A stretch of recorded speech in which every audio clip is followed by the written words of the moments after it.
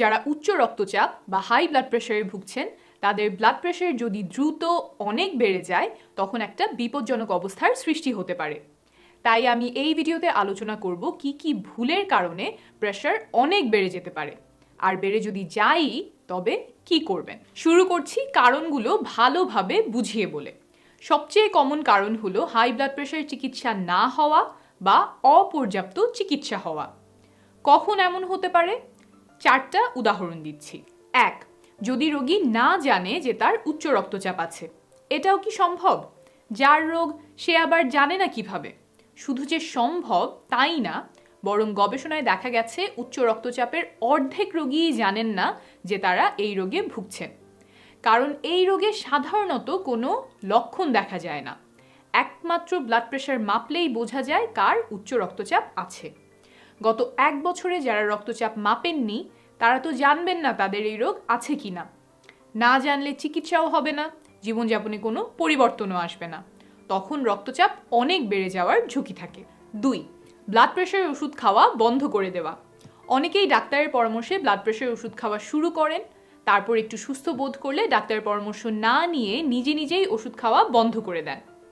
আপাত দৃষ্টিতে শরীরে কোনো সমস্যা হয় না, তবে হাই ব্লাড প্রেশার নীরবে শরীরের বিভিন্ন অঙ্গ প্রত্যঙ্গ ক্ষতি করতে থাকে। যেমন ধরেন, উচ্চ রক্তচাপের কারণে রক্তনালীর ক্ষতি হওয়া একটা কমন ব্যাপার। রক্তনালীর এই ক্ষতি হঠাৎ একদিন মাঝরাতে রক্তচাপ অনেক বাড়িয়ে দিতে পারে। এজন্যই ডাক্তারেরা পরামর্শ ছাড়া প্রেশারের ওষুধ বন্ধ না করতে অনুরোধ করেন। 3. ব্লাড প্রেশারের ওষুধ কমিয়ে খাওয়া।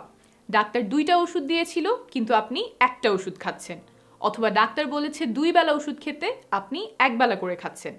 কারণ জিজ্ঞেস করলে কিছু রোগী বলেন, আমার শরীরে তো কোনো অসুবিধা হচ্ছে না, ভালোই আছি। এমনটা করার কারণে আপনার ব্লাড প্রেশার বেড়ে যেতে পারে, সেটা হয়তো আপনি বুঝতেও পারবেন না। এখানে স্পষ্ট করে নেই, ব্লাড প্রেশারের ওষুধ সারা জীবন একই পরিমাণে খেতে হবে, ব্যাপারটা এমন নয়। অবশ্যই পরিস্থিতি অনুযায়ী বাড়ানো বা কমানো যাবে, এমনকি ওষুধ বন্ধও করে দেওয়া যেতে পারে। কিন্তু সেটা হতে হবে আপনার ব্লাড প্রেশার কত, শরীরে অন্যান্য কি রোগ আছে ইত্যাদি বিষয় যত্ন সহকারে বিবেচনা করে। এই বিবেচনার কাজটি নিজে না করে অনুগ্রহ করে ডাক্তারের পরামর্শ নেবেন, না হলে বিপদ হতে পারে। অনেকে আরেকটা যুক্তিসঙ্গত প্রশ্ন তোলেন যে ব্লাড প্রেশার ওষুধের কি সাইড এফেক্ট নেই? উত্তর হলো সাইড এফেক্ট আছে, তবে ওষুধ না খেলে শরীরের যে ক্ষতি হবে সে তুলনায় ওষুধের সাইড এফেক্ট অনেক কম, তাই এই ওষুধ খেতে পরামর্শ দেয়া হয়। 4. ওষুধ খেতে ভুলে যাওয়া। প্রেশারের ওষুধ সাধারণত প্রতিদিন খেতে হয়, কিন্তু হাই ব্লাড প্রেশার হলে রোগী যেহেতু সাধারণত কোনো ব্যথা বা অস্বস্তিতে থাকেন না, তাই অনেক রোগী ওষুধ খেতে ভুলে যান। একটা উদাহরণ দিচ্ছি, আমাদের শরীরে যদি জ্বর বা প্রচণ্ড মাথা ব্যথা হয় তাহলে সেই জ্বর বা ব্যথা আমাদেরকে মনে করিয়ে দেয় যে ওষুধ খেতে হবে। কিন্তু উচ্চ রক্তচাপে তো এমন কোনো লক্ষণ সাধারণত থাকে না, তাই রোগী অনেক সময় ওষুধ খেতে ভুলে যান। নিয়মিত ওষুধ খাওয়ার কথা মনে করিয়ে দিতে আমরা সহায় থেকে একটা মোবাইল অ্যাপ্লিকেশন বানানোর কাজ করছি, সেটা হয়ে গেলে আশা করি এই ভুলটা অন্তত কমানো যাবে। এছাড়াও প্রেশার হঠাৎ বেড়ে যাওয়ার আরও কিছু কারণ আছে। সেগুলো কি?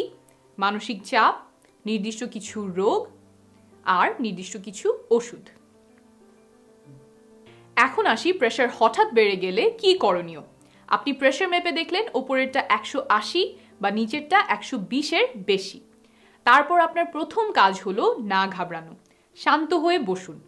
তারপর 5 মিনিট পরে আবার সঠিক নিয়মে ব্লাড প্রেশার মাপুন।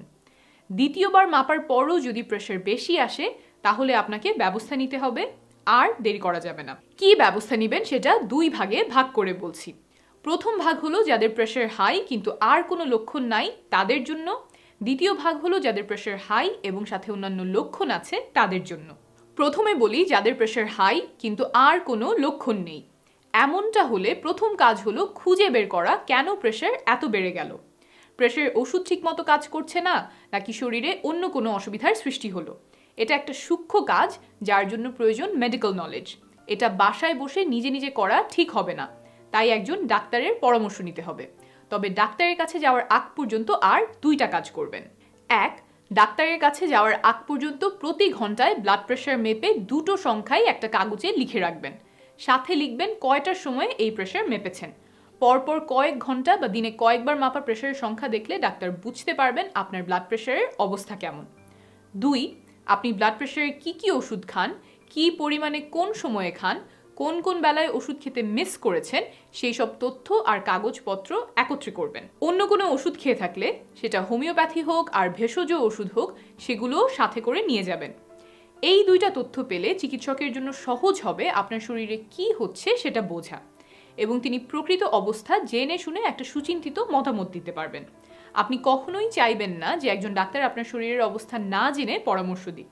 ডাক্তারকে সঠিক তথ্য জানাতে আপনি যতটা সাহায্য করবেন, আপনার চিকিৎসা ততটাই ভালো হবে। এসব দেখে শুনে একজন ডাক্তার আপনার প্রেশারের ওষুধ পাল্টে দিয়ে বা নতুন কিছু ওষুধ দিয়ে প্রেশার নিয়ন্ত্রণে আনার চেষ্টা করবেন। যদি মানসিক চাপ বেশি থাকে, সেটার চিকিৎসা করবেন। তারপর 1 সপ্তাহ পর তিনি আবার দেখবেন আপনার স্বাস্থ্য এবং প্রেশারের কি অবস্থা। লক্ষ্য হলো ব্লাড প্রেশার 130/80 এর নিচে আনা। লক্ষ্যে না পৌঁছানো পর্যন্ত তিনি অন্তত মাসে একবার আপনাকে দেখবেন, এবং লক্ষ্যে পৌঁছে গেলে 3 থেকে 6 মাসে একবার।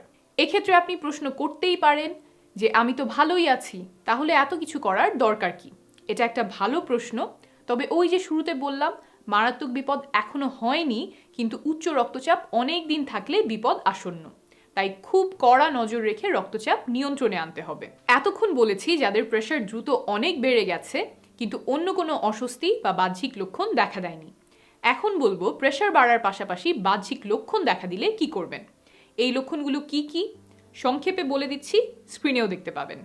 মাথা ব্যথা, চোখে ঝাপসা দেখা, বমি ভাব বা বমি, কনফিউশন বা রোগী আবল তাবল বকা, ভুলে যাওয়া, ঝিমিয়ে পড়া, অচেতন বা অজ্ঞান হয়ে পড়া, খিঁচুনি, মুখ বেঁকে যাওয়া, হাত বা পা অবশ হয়ে যাওয়া বা নাড়াতে না পারা, মুখের কথা আটকে যাওয়া, পিঠ বা পেটে ব্যথা, অস্থির লাগা, বুকে ব্যথা, শ্বাসকষ্ট, প্রস্রাবের পরিমাণ কমে যাওয়া।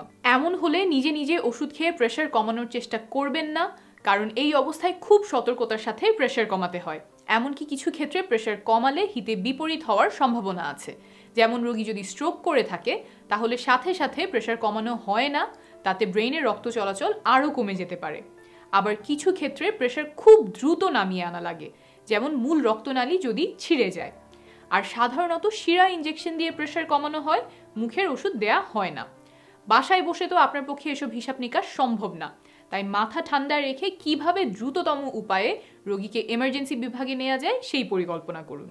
অনেকে জিজ্ঞেস করেন টক খেলে বা তেঁতুল খেলে সাথে সাথে প্রেশার কমবে কিনা। উত্তর হলো না। তাৎক্ষণিকভাবে প্রেশার কমানোর জন্য এটা ভালো উপায় নয়, বরং তেঁতুল খুঁজতে গিয়ে যদি হাসপাতালে পৌঁছাতে দেরি হয়, সেটা রোগীর জন্য উপকার বয়ে আনবে না। তবে দীর্ঘমেয়াদে তেঁতুল খেলে উপকার আছে, কারণ তেঁতুল একটা ফল, আর উচ্চ রক্তচাপের রোগীদেরকে আমরা দিনে 4 থেকে 5টা মাঝারি সাইজের ফল খেতে বলি, কারণ ফলে তুলনামূলকভাবে বেশি পটাশিয়াম থাকে, যা রক্তচাপ নিয়ন্ত্রণে সাহায্য করে। তেঁতুলে ভালো পরিমাণে পটাশিয়াম আছে। অন্যান্য ফল যেমন খেজুর, কলা, কমলা, আম, গাজরেও পটাশিয়াম আছে। তেঁতুলি খেতে হবে এমন কথা নেই। নিরাপদে থাকবেন, শীঘ্রই আবার দেখা হবে।